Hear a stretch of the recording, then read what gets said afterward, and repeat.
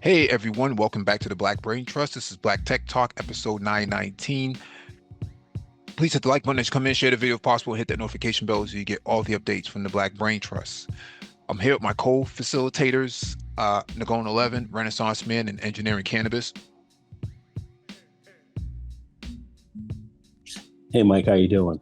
Hey Oh, Mike, good, what's brother. Good, good, good. what's going on? I'm happy to be back in this panel, especially with the emphasis on AI and open source. Thank you for joining. Um, Speaking of AI, we want to talk about today is artificial intelligence, and specifically DeepSeek's entrance into the market. And so we do have an article from Vox that we'll go over. Let me read the first paragraph, and then I'll ask you guys, what your thoughts is on this.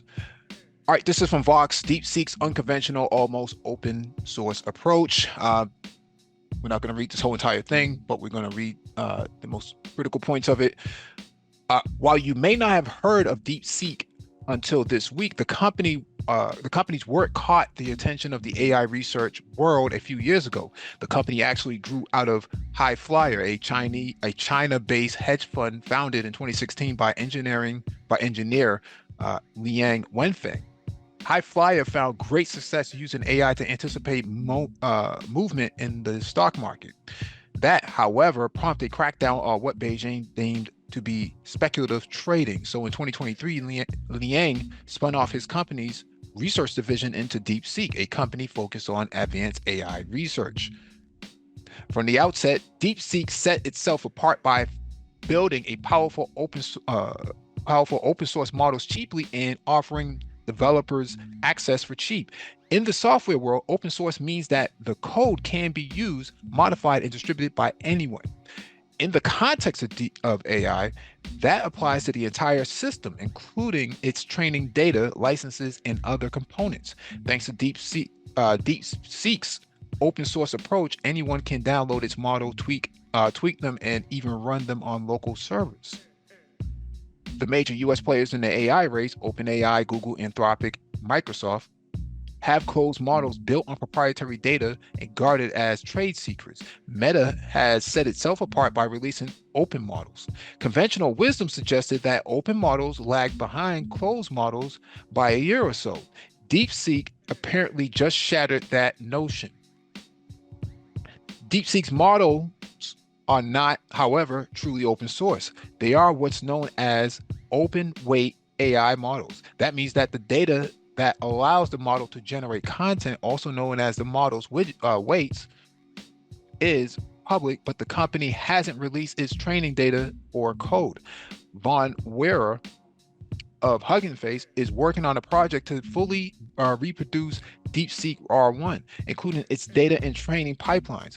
One of the goals is to figure out how exactly DeepSeek managed to pull off such advanced reasoning with far fewer resources than competitors like OpenAI, and then release those findings to the public to give open source AI development another leg up. Quote, if more people have access to open models, more people will build on top of it, Von Weyer said. Still, we already know a lot more about how DeepSeek's model works than we do about OpenAI's. DeepSeek published a detailed technical report on R1 under an MIT license, which gives permission to reuse, modify, or distribute the software. A similar technical report on the V3 model released in December says that it was trained on 2,000 NVIDIA H800 chips versus the 16,000 or so integrated circuit computing models needed for training. Training took 55 days and cost $5.6 million. According to DeepSeek, while the cost of training Meta's latest open source model, Llama 3.1, is estimated to be anywhere between from $100 million to $640 million. But because Meta does not share all components of its models, including training data, some do not consider Llama to be truly open source. When it comes to performance, there's little doubt that DeepSeek R1 delivers impressive results that rival its most expensive competitors. A comparison of the models from analysis shows that R1 is second to only OpenAI's O1 in reasoning and artificial analysis. It actually slightly outperforms O1 in terms of quantitative reasoning and coding. The big trade-off appears to be speed. DeepSeek is kind of slow, and you'll notice it if you use R1 in the app or on the web. It does show you what it's thinking as it's thinking, though, which is kind of neat. Now, the number of chips used or dollars spent on computing power are super important metrics that the AI industry, in the AI industry, but they don't mean much to the average user. The most basic version of ChatGPT, the model that put OpenAI on the map, and Claude, Anthropic's chatbot, are powerful enough for a lot of people, and they are free. They can summarize stuff, help you plan a vacation, and help you search the web with varying results. But chatbots are far from the coolest thing AI can do. So here's the deal. You're going to have competing models out here, whether they're open source or they're proprietary. The thing here is, how do you leverage open source and proprietary models that's on the market to create more fulfilling models for future development? That's really going to be the most poignant measure for all of this. Engineering Cannabis, do you have anything you want to add to that? Yeah, you hit it right at the head. And the article explained it. So with the models, because I read the research paper and I was sitting down looking at the architecture around each of I even looked at Llama. The models are just mathematical equations or neural networks. That's established. The biggest part of it is, what data do they use to train these models? That's even DeepSeek didn't even publish that. Yeah. That's proprietary, because without those data, you can't the model. That's how you know when the models can be efficient or not. Mm-hmm. Everybody guards that data. I can give you the mathematics to run it. So right now, I can take this model and go and look for healthcare data. Mm-hmm. So, for instance, I can take this generative model with DeepSeek and go and say, okay, that's what I'm looking at the research. I'm looking at, okay, they used a neural network, a feed forward, they used some transformers. I'm looking at each architecture. I can go back and code it and say, okay, this is the architecture. Now I want to use this architecture to know how to discover cancer in black people's skin. Mm-hmm. Now I have to go look for black people who have cancer of the skin and look Or at variables and all that data and gather it so that I can train that model. you would have to go to a research and development project that have already pre-existed so that you can pull the data from there, right? And go now is variables. You have to then understand, okay, Mm-hmm. what are the variables that contributes to someone having cancer of the skin? Is it exposure to the sun? All that stuff variables to train your model to be able to detect cancer of the skin, or lesions, or this or that, or certain bump in the skin, What discoloration reach? of the skin. Mm-hmm. Train that model to say, this is what when a African American person has cancer of the skin, which is rare because of melanin, but in case they do, this is what it looks like. So the goal would be to train that model. Now that model becomes proprietary, not because of the math, but because of the data you use to train it. Mm-hmm. It's not the model already exists, but what makes it now unique is that data. That data is the key. That It's data is the most important part, which DeepSeek is not going to publish. They will never give it to you. OpenAI will never give you what data they use to train. They'll tell you where they can get it from. But most open source, they give you, this is the architecture. This is how you can design it.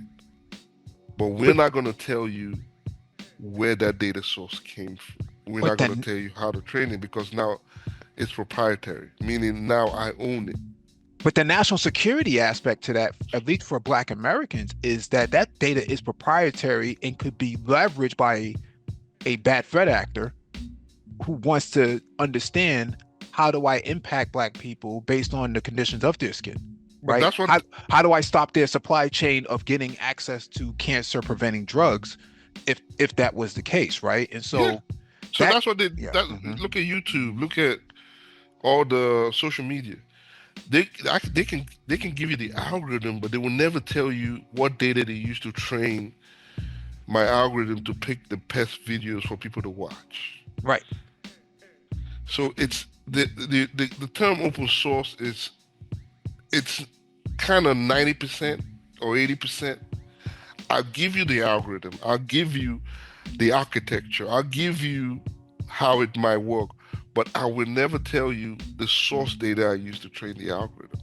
But I was going to say the interesting thing is that outside of Meta, the American companies aren't even giving you the algorithm, which I found interesting because No, 'cause that's their secret sauce. That's the secret sauce. The data, because the secret sauce is two. There are two secret sources: the data they use to train it and the algorithm itself. yeah, I can give you one of it, but I can't give you both of it. I yeah, can keep both of it, and then I can sell it. I can give it to and, you, but I have to kill you. I have to keep it. But that's the but thing. Not everybody thinks it's still about money, yeah, no, and you that's just need to understand what is being shown, and then understand. Okay, how can I make the use of this? no, but that's what I found to be interesting is that they're keeping both, like I said, outside of Meta. Yeah. And the thing that I found most interesting is that, if you really, really want to, that if you really want to, and maybe I'm looking at this incorrectly, but if you really want to drive this to the next level, doesn't obviously you can't monetize it. It'll be interesting to see the approach they take in China because I would imagine the more people you can get looking at this model and the data that you use to train it and making tweaks to the data, probably the better your model is going to be. Yeah, that's But it. Yeah, that's exactly it. That's the catch 22. It's exactly what you just said. The more efficient your data source is, the more valid your data source is, the more you can then train your model to be efficient. Mhm.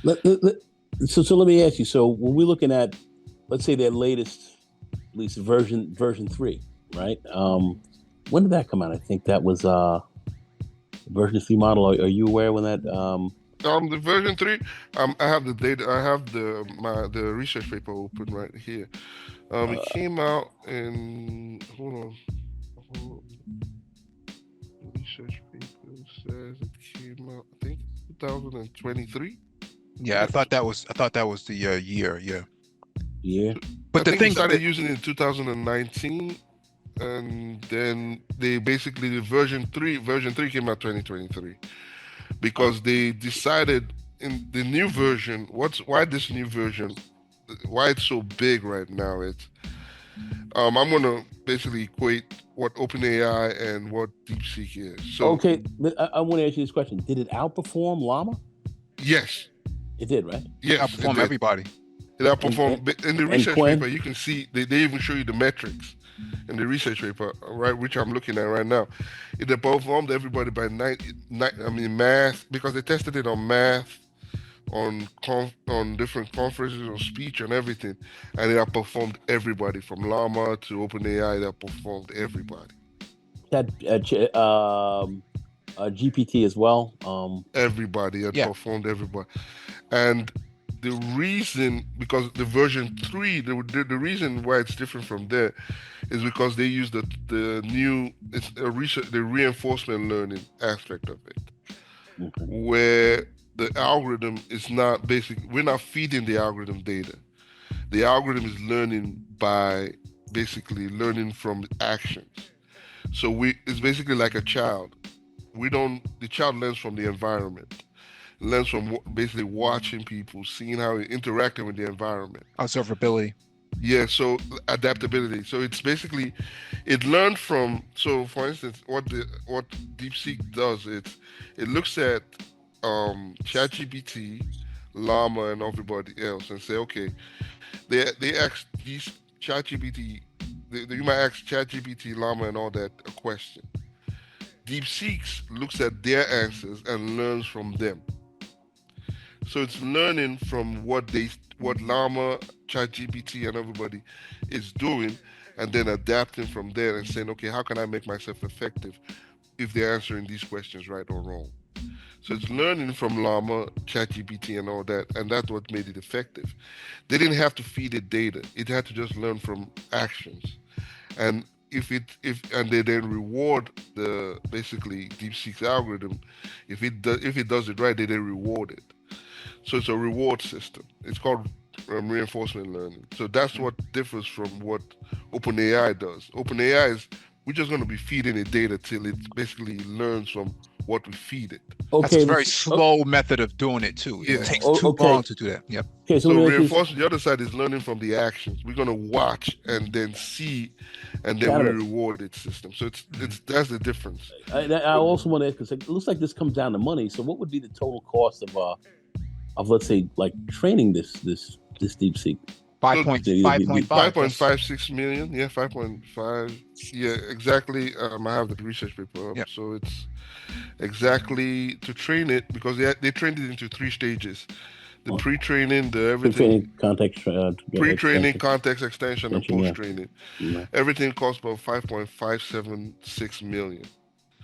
So that's what the whole total costed just to train that model. Now, well, the interesting thing there, that's pretty interesting. Okay, all right. It'll be interesting to see going forward is that so Peter Thiel is already, as well as Sam Altman, they're and I believe David Sachs as well, because he's Trump's like AI advisor, right?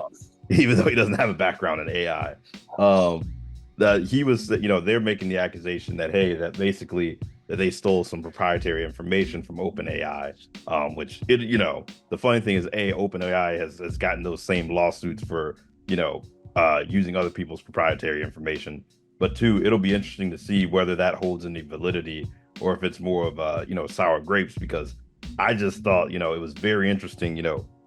You had this released literally I think probably a day or 2 after Trump and the whole SoftBank investment, 500 billion. Yeah, and here you have this model that's that really is upending things, or at least challenging how people think of how much money needs to be invested. It's doing it less than 1% of the 500 billion that they're proposing. So the funny part is he mentioned the 500 billion in a day. They wiped out that. Double that, because you can see in the article it says 1 trillion in value of tech stocks.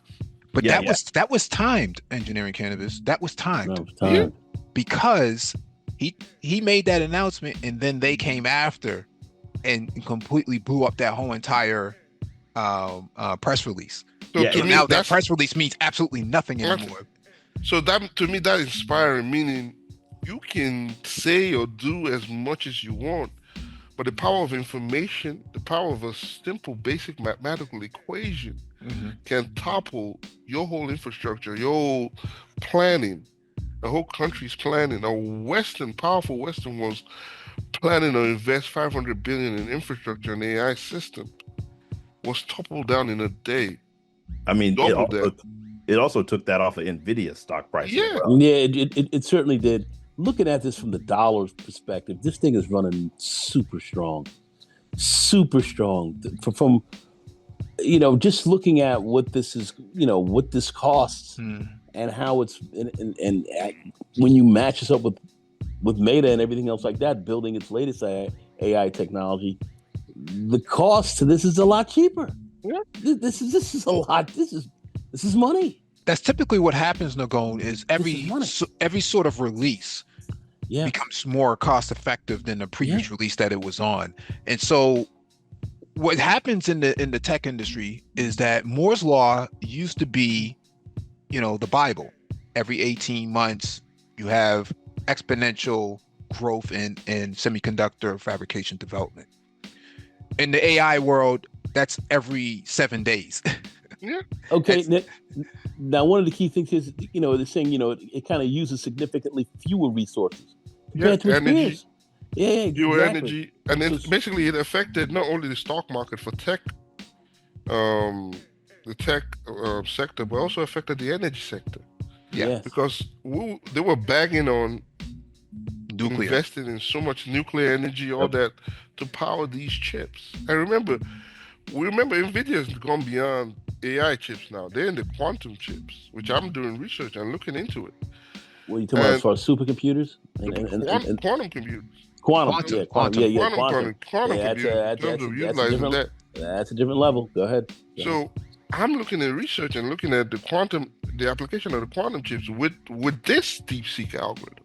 Mhm. So I think what we need to understand is this is just a caveat. This is just the beginning. Yes. That's why I went straight into the research paper. There's so much to do with this technology that people are not scratching the surface of what's about to happen. Yeah, I was gonna say. I think that's an understatement. Yeah, people are not scratching because right now, especially in the Black YouTube sector, they're talking more of some other dating shows and some. I'm saying, do you know? Have you really seen what's going to happen in this? This technology is going to revolutionize some part of the human side of not only the jobs but every aspect of it.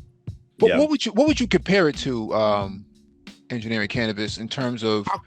I'll compare it to the Netflix era, when Netflix and everybody revolutionized the entertainment system. Wow. Oh, the DVD versus the DVD streaming. Versus okay, I'm with you on that. Okay. The Blockbuster versus where Blockbuster doesn't exist anymore, to this where we are.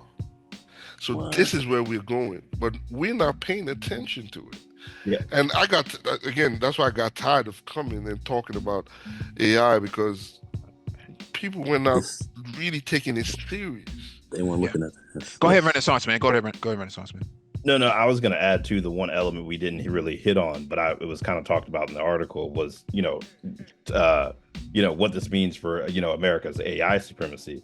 No, the thing I found most interesting is that, the Biden administration, and it's true as well as what happened under Trump, they were working specifically to keep those most advanced chips that NVIDIA made out of China for fear of something like this happening. And, they were able to do this with, chips that were not as powerful. So, what that really means going forward as far as, hey, you're able to do this with less powerful chips, and what that just really means for. It means this technology can't be locked up. You can't harness it and isolate it for oneself. It will come out. And it's not, you can't lock up this kind of technology. Sorry. This is a technology, again, first things first, the books and everything are out there. You can read on it. Again, but to your point, engineering cannabis, you need the performance of these chips to be functional in a car that is autonomous. Yes. Right. And so these autonomous vehicles need these sort of low powered chips that don't produce a whole lot of, that don't require a whole lot of, energy requirements. Right. They don't have the same demand that, let's say, a server has, because it's in a mobile vehicle. Right. And so you can't put nuclear energy inside of a passenger car. It's just not going to happen. It's electric, right? It's in, or whatever new energy technology that you're utilizing, the chip has to work on there, and the artificial intelligence has to work on top of the existing infrastructure that's there, the platform that's there. And so I think they're making a better case as to how better to leverage lower performing semiconductors or chips in these vehicles, because if the whole idea is for all these cars and passenger based vehicles to be autonomous, they have to be able to fit one within the vehicle's platform, and two, the energy consumption has to be low, because if it's going to be high, it's going to drain the energy from the battery itself, and it kind of defeats the whole purpose of being autonomous, because if you only go to a few miles before the battery is drained because the chip is too busy doing reinforced learning and development, learning from the environment. That's not going to be very good. Yeah, I think what this is saying is this: it's going to advance more. OpenAI sees, okay, we need to speed up. We need to speed up in not only the efficiency in terms of how we run these models, but how we train these models. We need to speed up everything. from robotics to every aspect of it, from infrastructure to training the models to deploying the models. We need to speed up and make it more efficient. This is what's going to happen, and it's about to happen. In the next 5, 6 years, you will see a huge explosion because now OpenAI is saying, okay, we are lag. We're going to start lagging. We need to start pushing, and this is going to basically now open the field of, okay, what do we need to push to make ourselves more competitive, make ourselves stand out, and make ourselves the winner in this AI race. And so everybody's more, when again, that's why when everybody's more concerned about all this stuff going on, I'm more concerned of what's in the future. What do I need? Question. Relevant. Question. Security concerns. Yeah. Let me get to that right now. That's the next paragraph. This is the last paragraph. Let me get to the security issue. Sorry. No problem. All right. The challenge to America's global AI supremacy. What's most exciting about DeepSeek and its more open approach is how it will make it cheaper and easier to build AI into stuff. This is a huge deal for developers trying to create killer apps as well as scientists trying to make breakthrough discoveries. It's also a huge challenge to the Silicon Valley establishment, which has poured billions of dollars into companies like OpenAI with the understanding that the massive capital expenditures would be necessary to lead the growing global AI industry. It's not an understatement to say that DeepSeek is shaking the AI industry to its very core.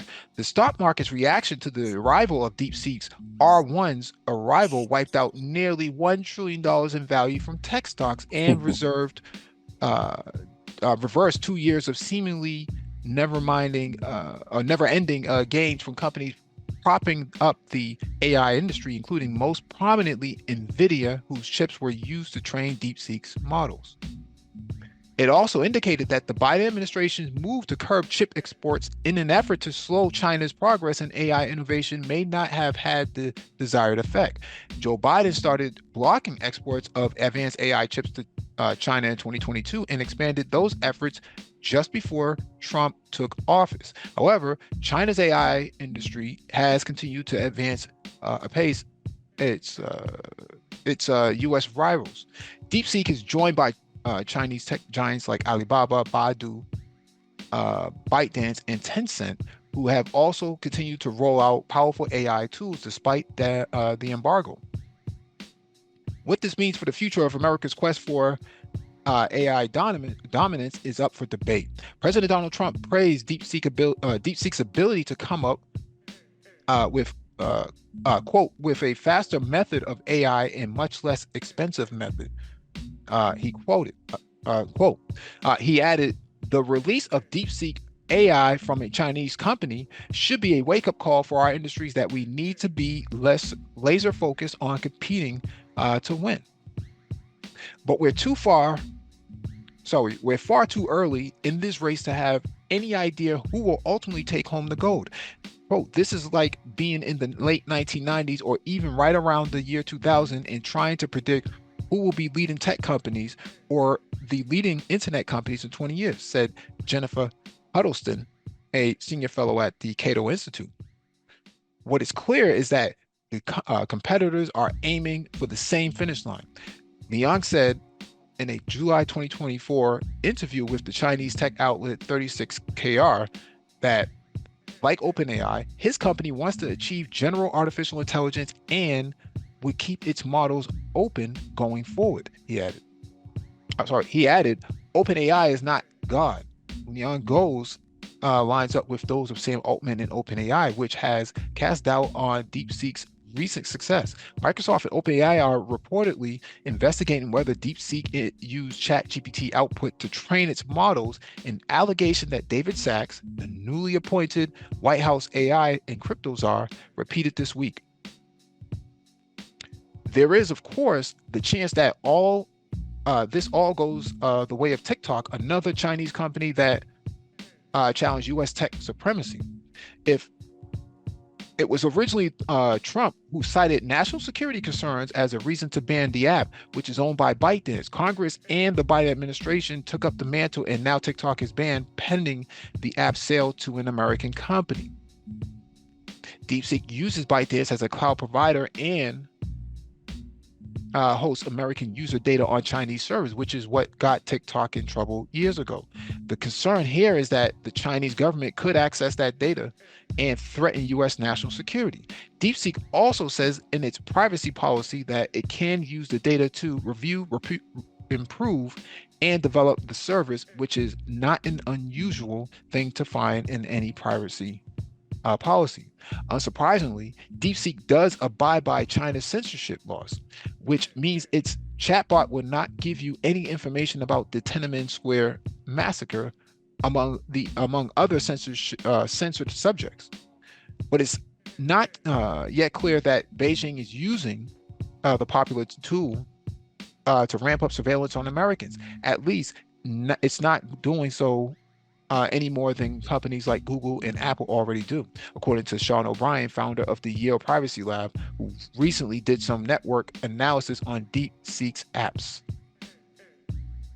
Quote, from a privacy standpoint, people need to understand that the most mainstream apps are spying on them, and this is no different, O'Brien told me. It's just a question of who's doing the spying. Which brings us back to that paywall question. There's an old adage that if something online is free on the internet, you're the product. So while it's exciting and even admirable that DeepSeek is building powerful AI models and offering them up to the public for free, it makes you wonder what the company has planned for the future. In the meantime, you can expect more surprises on the AI front. You might even be able to tinker with these surprises too.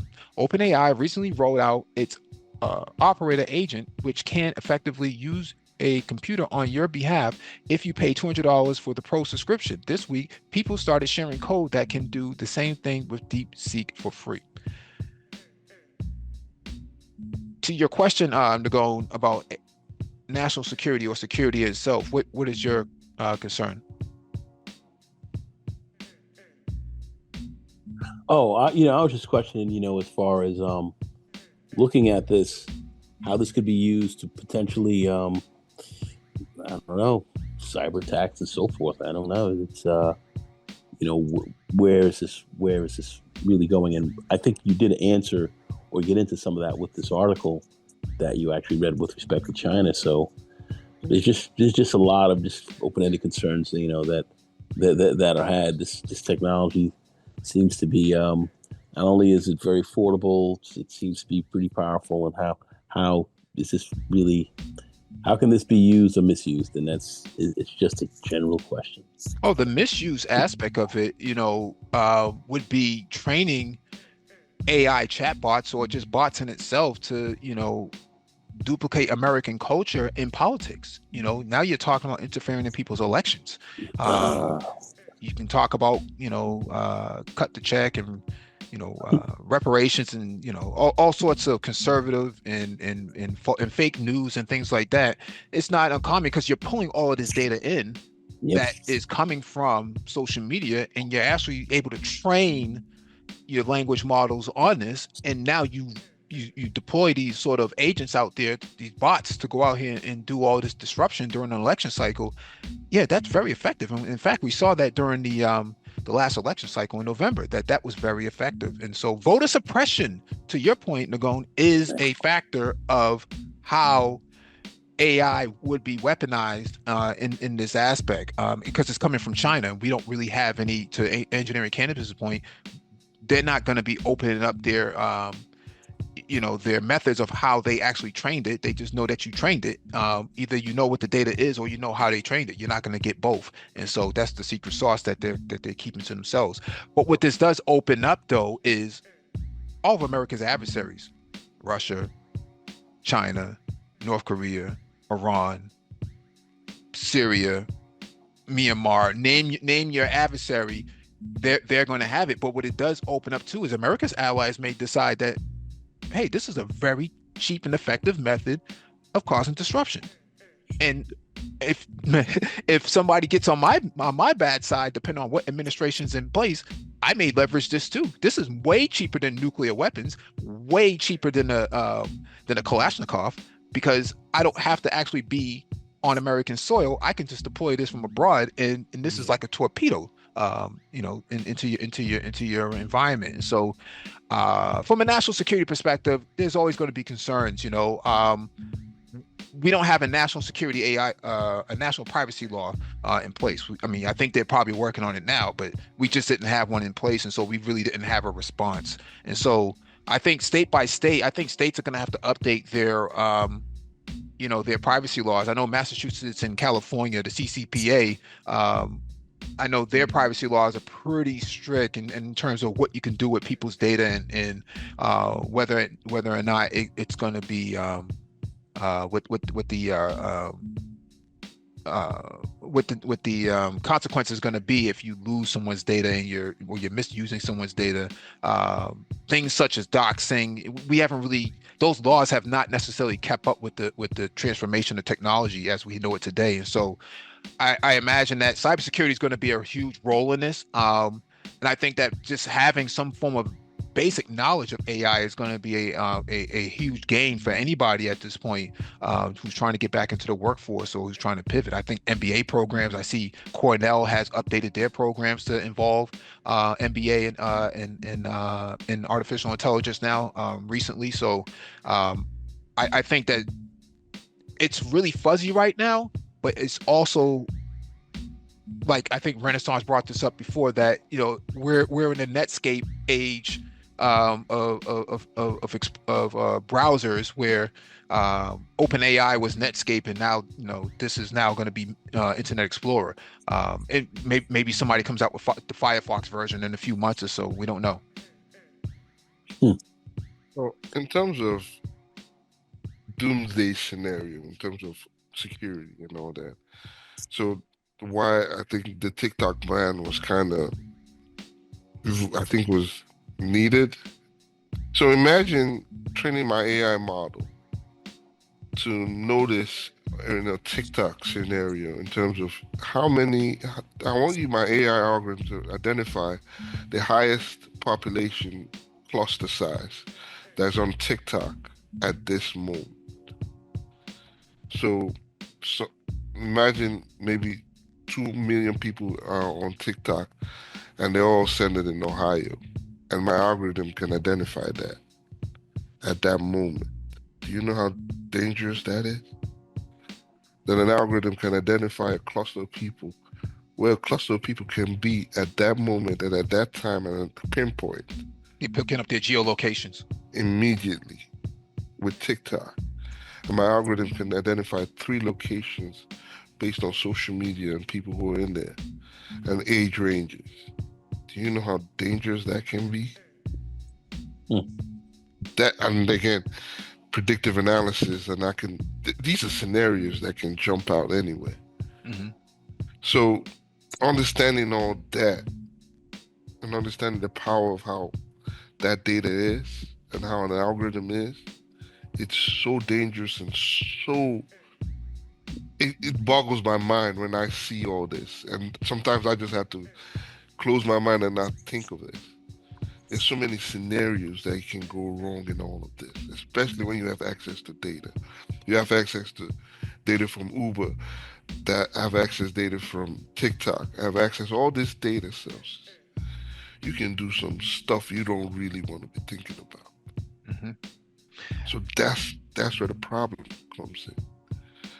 Your algorithm, your goal is to know what your data sources and what they're using these data sources for. China will never tell you that. Most people will never tell you what they're using their data sources for. They're just gathering data, but for what? Why are you gathering this much data? Why are you training your algorithm to know geolocation at this point? Why are you training? So these are questions that needs to be asked. That's why I started looking into ethics. Ethics in terms of AI and a lot of issues. Even the problem that happened last year where mortgages, they had problems giving mortgages to black folks. The question is, they said it was an algorithm. We swept it away, but nobody asked the question: what did you train that algorithm on? What data sources did you train where your algorithm identifies black people and they don't give them mortgages at a higher rate, lower rate than other races? That's also a black box that they're not going to share, right? They're not going to share that. Yeah, They're so not it's a gonna, black box. Yeah. So nobody's asking that yeah, question. to your point, yeah, that is something that should be investigated, and I think that should be a part of, um, you know, a civil rights, issue, right? And so the Department of Justice would have to be involved in that, as well as the FTC. But I think the Department of Justice Civil Rights Division would have to be involved to say, are people's civil rights and constitutional rights being violated with your lines of code and your application? And so there needs to be risk assessments that's going to be done in order to address some of these concerns. Renaissance Man, you have anything you want to add to this? Yeah, no, I think you all hit on it for the most part. I just think it's going to be interesting watching it try to really evolve. Really, if it gets if you can bring down the cost for very effective AI models and training. I think the article hit on it, is what are all the applications that people can go and do, especially like small scale, and people, and definitely bringing the cost down, because the model that you're talking about, if you want to build an AI company, the amount of capital you're going to need, if you're talking about trying to buy services from these people, these major American companies, versus if there's someone who's really going to drive the price down, then it really opens it up as far as like use case, what you need to actually close the business case for a viable business. And then obviously the more viable use cases, just the better uses that we have in our lives as well. I know me and you, Mike, talked about all the data that's out there and like urban informatics and how that can lead to smart cities and things along those lines. So Mark Andreessen, he actually ironically posted on X when they released the model that it was really impressive and really good for humanity.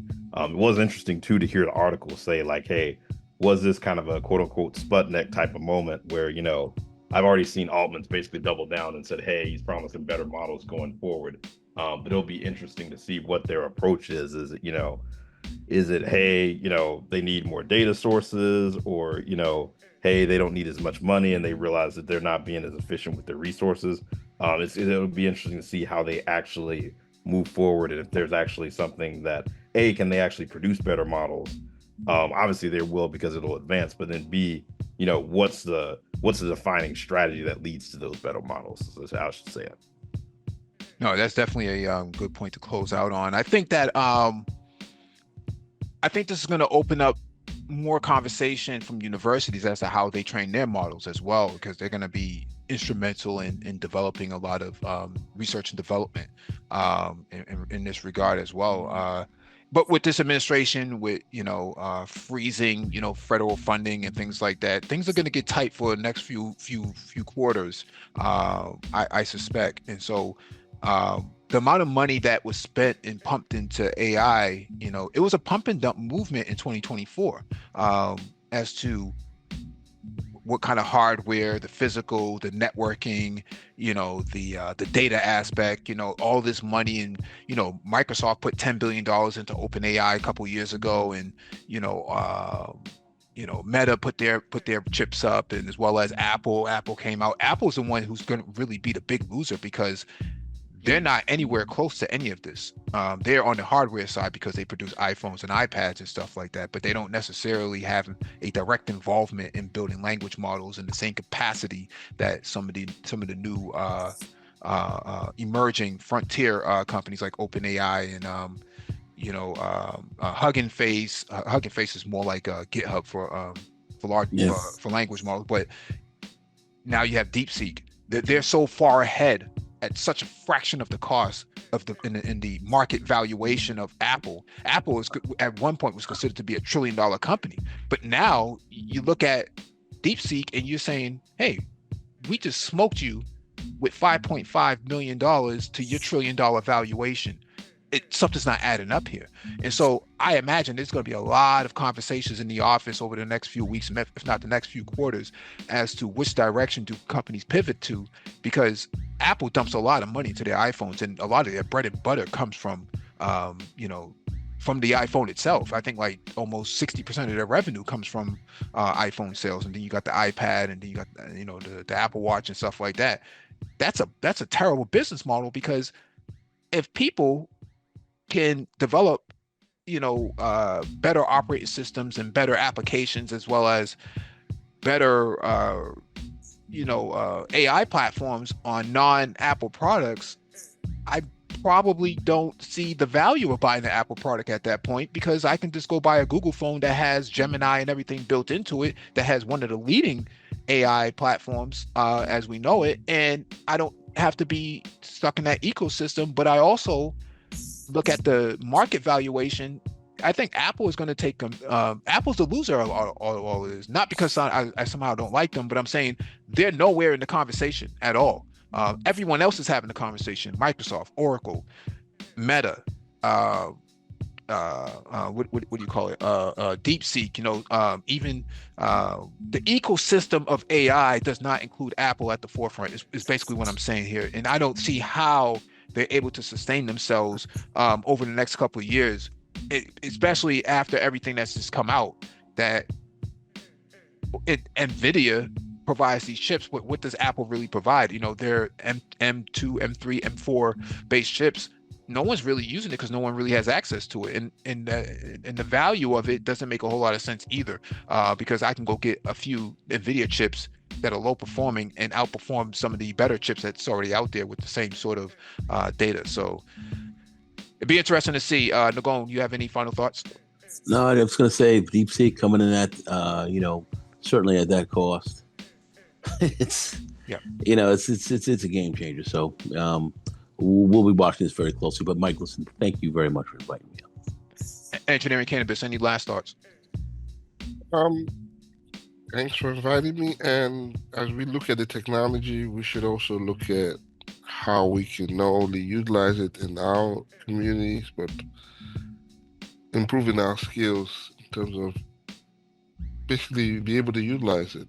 We need more people who understand AI, and we don't have that much. I think the biggest challenge, Engineering Cannabis, is going to be what happens in Africa. You have over 1 billion people over there with one of the youngest populations on the planet, and they're not necessarily at the forefront of the conversation, and so they become the product.